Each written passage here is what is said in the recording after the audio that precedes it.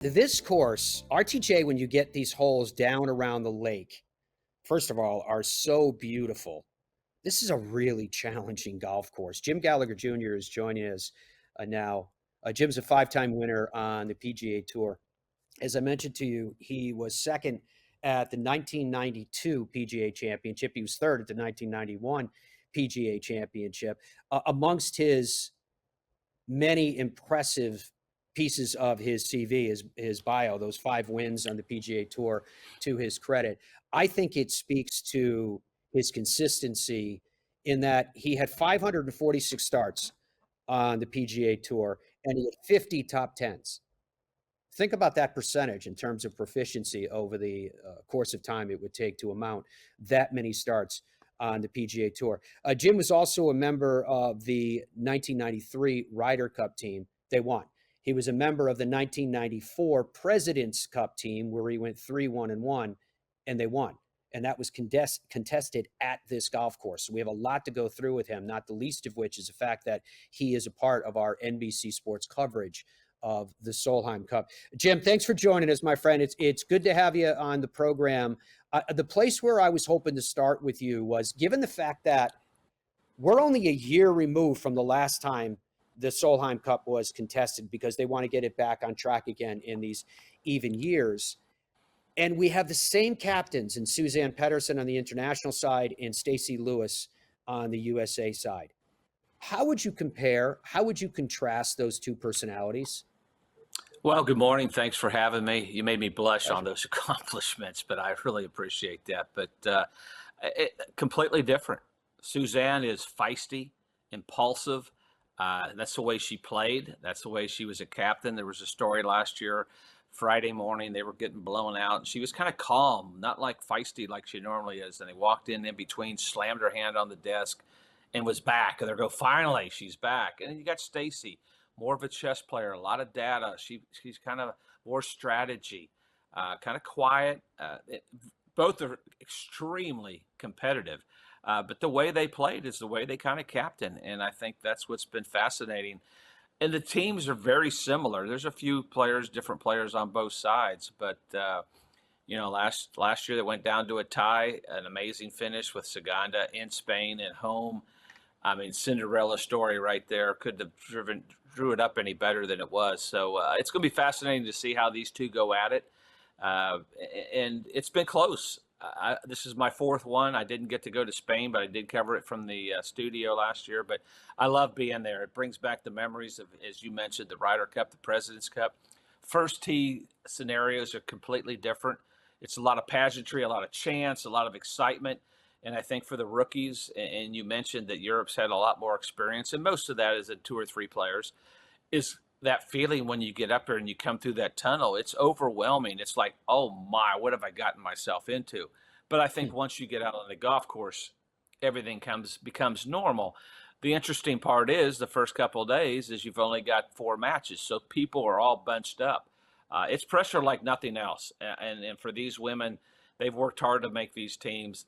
They're very evenly matched. There's some stats that you can break up, but all in all, it ought to be a great battle. I want to get into the details in just a little bit, Jim, about your experience relative specifically to the President's Cup, because that 1994 President's Cup was the first one. And I think sometimes people forget about that was the first one that was contested. So we will circle around to that. But I want to touch on numbers again. You just saw the results of the last 3. The United States is 0-2-1. And ultimately in sport, right, we're judged by wins and losses, whether it's a twist of fate here and there or not. You're judged by wins and losses.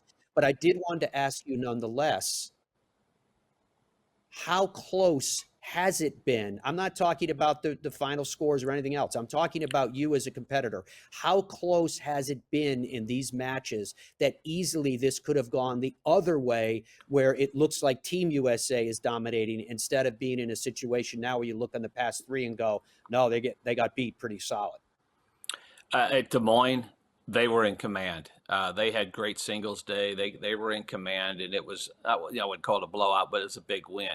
Now, Glen Eagles, it was back and forth because Allie Ewing, who I've known forever since she's been a small child playing golf with my daughters. I thought her match against Bronte Law was going to be the final match. So I leave 18 and drive in my cart to get back to, I think it was 17s where they were. And then Pedersen makes the putt on 18. I mean, it's that close at Glen Eagles. Looks like the Americans are probably going to win. And lo and behold, she makes the putt. And why wouldn't you drop the mic, walk off, and then retire? Last year, it was close all the way, too. And I think it's a putt here and there. And Stacy says this in every presser. I know she's stressing this to her team. Every point, every half point means something. And it's something I tell college kids, a story that happened to me when I was at Tennessee. We won the SEC my freshman year. The next year, we're playing against Auburn. I didn't feel like my score was going to count. Maybe I took some chances I shouldn't have. Lo and behold, we lose by a shot. So it's not that I wasn't grinding, but I'm 63 years old, and that still grinds at me that we lost by a shot. So I know for these players who have been part of these losses on the USA side, it gnaws at you. I mean, you want to change the history of it. So yeah, one shot, half shot, it's that close. It's been that close, and that's why these matches are so much fun. They come down to Sunday. It looked like last year, Americans are 4-0 in the morning. It's like, whoa, watch out, things have changed. Suzanne does that little pep talk, and they turned it around and kept going and going and going. So it's just it's a fun week. I can't wait to get back. There's so many great memories, and as you said, what a wonderful golf course. The par fives for foursomes, 3 of those are on the even numbered holes. So that's something they'll look into strategy, I'm sure, and we can get into that a little bit. Also, if Stacy has to say, which I'm sure she has, maybe there's a little bit of rough. I'm not on site yet, so I can't say. There'll be holes like for foursomes that maybe the Americans are stronger in a certain category yardage. Because if you think back at the Ryder Cup, Luke Donald knew that about his team, that they were really stronger in this particular yardage. The par threes played to that, and some of the par fours played to their strengths. So that was an advantage. You still have to execute it. So I think all that goes in. It seems more complicated than just looking at, hey, they're longer, they putt better. That's where all the details that Stacy's using, these stats and data, come into play. And for Suzanne, she probably uses some of it, but a lot on her gut. She knows her players, and that's another way of looking at it. There's 2 or 3 ways you could do it. That's how these 2 captains do it. It's fabulous. When you're talking about the memories at Glen Eagles, I was doing the World Radio broadcast, and I was assigned on 18. I was with Alex and Suzanne. And to your point, Suzanne's getting ready. She had her mark down, and she replaced her ball. And my producer is in my earpiece telling me what's going on out on the golf course. We didn't know until she was stepping in that her putt was to win the Solheim Cup. That's how fast things were changing around us, and the significance of that putt that she made, where, I called it a mic drop, putter drop, and then she announces that that's it. She's retiring, walking off the stage after making that. It was unbelievable, the way that all of that played out. But I want to show you when we talk about these stats, let's look at the putting between the 2 teams, because we constantly hear about how important putting is in these team competitions, whether we're talking about Ryder Cup or President's Cup, or in this case, the Solheim Cup. And this goes to your point. When it's all said and done, the average between the 2 is a plus 0.2 and a plus 0.23, respectively, for the 2 teams. I'm not sure if you caught the first segment of the show when you were getting ready today, Jimmy, but I was talking to Dom about, I wish there was a stat called strokes gained clutch putting, because I think there's times when you can look at stats that don't really mean anything in the moment, because even when you look at this, you talked about Carlotta. She's 3rd from the bottom in terms of proficiency in putting, and I realize it's a hair's difference sometimes, but she's 3rd from the bottom, and yet she made that putt at the last that was clutch in Spain that you referenced earlier. But so from that standpoint, the game almost seems to me like we're missing a stat somehow that shows the people that have the ability to make the putt that they need to make at the time they need to make it, at the height of pressure, or in terms of how much is riding on this particular one. Does that make sense? Oh, absolutely. And I tell this story, and I know people get tired of hearing it, but it's what Tom Watson told us. Expect the unexpected. Expect your opponent to make the putts. What amazed me in the 93 Ryder Cup, which was more pressure than I've ever felt in my entire life, is the quality of shots hit under pressure. Even think about Kiowa Island, or just go through all of them. That these top players, both on the men's and women's side, the clutch shots they hit. I remember even at Des Moines, some of the shots these ladies hit under pressure, the putts they made. It's like you have this out of body experience. It's things change. You get so uber focused that you forget about everything else. I wasn't having a great year when I played in the 94 President's Cup, but that week I found a way to get fired up and dig down deep and get my concentration back. You talk about Matt Wallace at DP World Tour last week. Same thing happened to him. Even Y.E. Yang making the putt on the last hole. It just, these guys and gals, when they make those key putts, they focus in, and it's total. It's like every shot you come in there, the decision making becomes easier. It becomes second nature, and I think that's why they practice for hours and hours and hours. And for the people to be able to execute, it's phenomenal. You look at quarterbacks in the NFL or college football that make those last second runs with no time left to make the pass. The guy makes the catch. That's the beauty of sports. That's why we love it, and I think that's what makes this competition so unique. The biggest thing in women's golf, hands down. Jim, you must have visited the White House after victory for Team USA. Well, we for the Ryder Cup, President Clinton had us in the Rose Garden. Actually, we went in the Oval Office. That would never happen today. Sat in the chair, did all that stuff. But during the President's Cup, we actually had dinner at the White House, which was one of the coolest things I've been ever happened to do. Whether you're Republican or Democrat, you're an American when you get down to it, and that's what it's all about. And that's the beauty of this event for the Americans being so close to our nation's capital. In the patriotic part, I saw also they went to the Pentagon yesterday. So Stacey, I'll have some cool things for them to do to kind of, and that's the thing Sissy and I were just talking about. We went to the Australian embassy. I think we had dinner there too. So, I mean, the cool things that can happen and the experiences off the golf course make the golf course, that's kind of back to the normal stuff.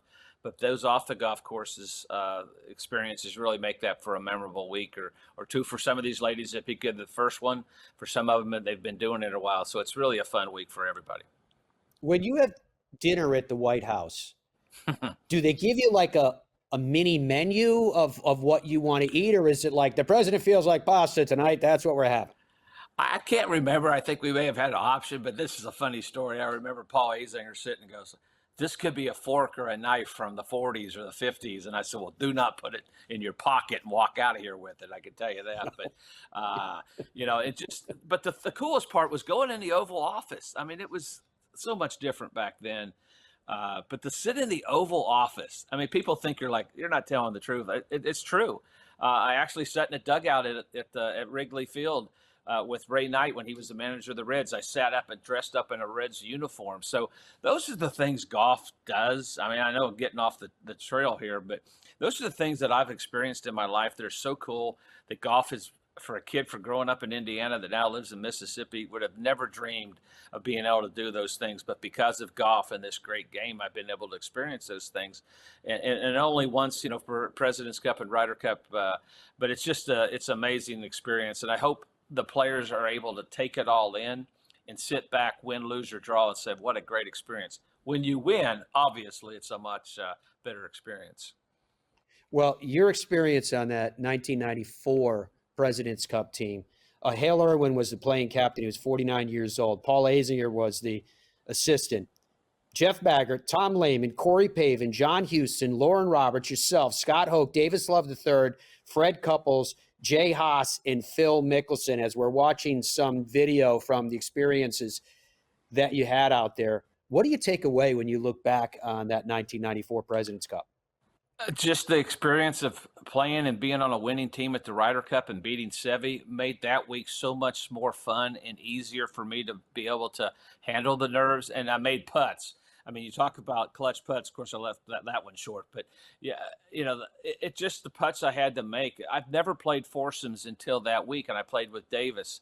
The first shot you hit, we were one down going to 18. I hit 7-iron in there close. Hale Irwin was our playing captain. But the coolest thing is Paul Azinger was coming off. He was actually the vice captain, but he was really making a lot of the decisions. Hale was obviously making the final decision, but he was a big part of that. So it was a team that I just loved being around, and those are friendships that every player will have the rest of their lives. I think of working together now with John Cook, when we do Golf Channel shows and NBC shows.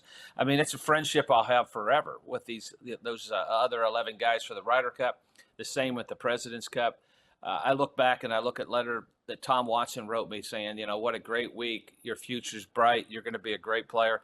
It's things like that that make you want to keep working hard and know that all the hard work and the hours you put in paid off. But what an experience. I just had so much fun there. And I just think because I had success at the Ryder Cup, it made the President's Cup a lot more fun. And I love competing.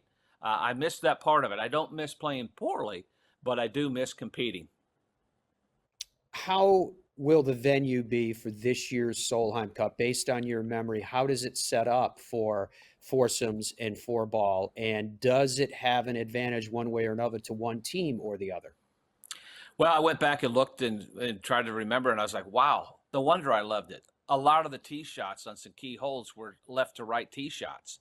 And I loved that part of it. It had some movement, but it's a beautiful golf course, as you mentioned. There's some key holes. You get on the water at 9 and 10 and 11. You just see those holes right there. But even the holes that kind of moved from right to left, and we're looking at the par 3 ninth downhill, that kind of required a shot that moved right to left. But because there's enough room for me to start it on the left side, I was able to play even the dogleg left par 4s and some of these par 3s. But I just think if there is rough, that'll come into play for the Americans because they drive it probably a little bit. Or they do drive it straighter, but length is a big deal. So for the Europeans, especially in foursomes, take advantage of those par 5s. But I think the Americans will be used to the grass. Lauren Coughlin, who's from Virginia, I mean, that's going to be such a cool week for her. Even though she's a rookie, look how well she's playing. The Americans have been playing better as a team, really, than Europe has, kind of for the most part. But everything changes once they get on the property. But I think it's going to be fun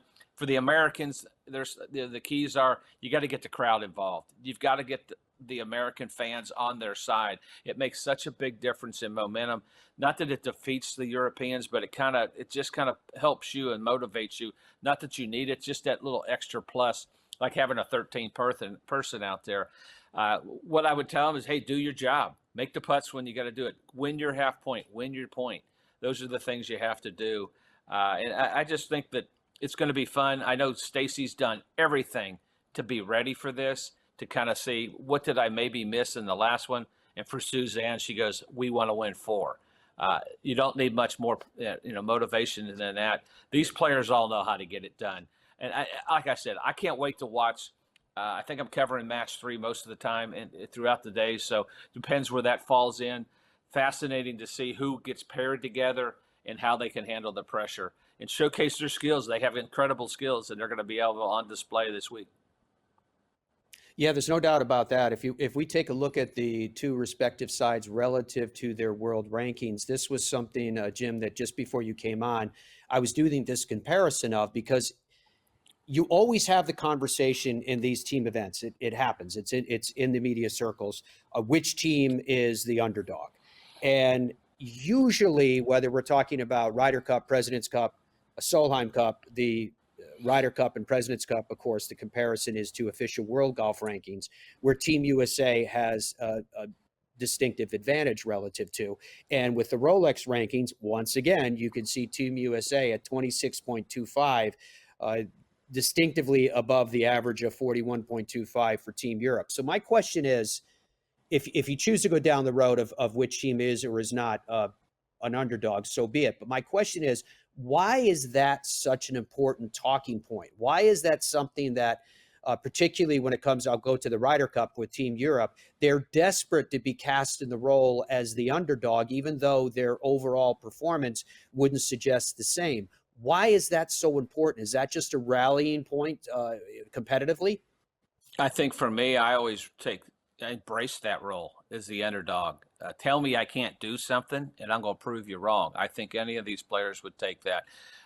It takes the pressure off being the underdog because no one expects you to win except you And once you get your opponent thinking that, you've got them. So I think that's part of it. Another thing to remember the first few days is not everybody's going to be playing in the foursomes or in the four ball. So maybe you put your strength out there. It's when you get exposed if you're not playing well is in singles.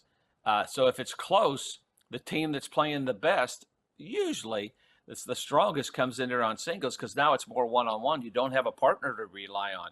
I think foursomes is one of the most fun, nerve-wracking formats to play in. When Davis and I were partners, I was a really good ball striker. So was Davis. We matched up really well together. We're still dear friends to that.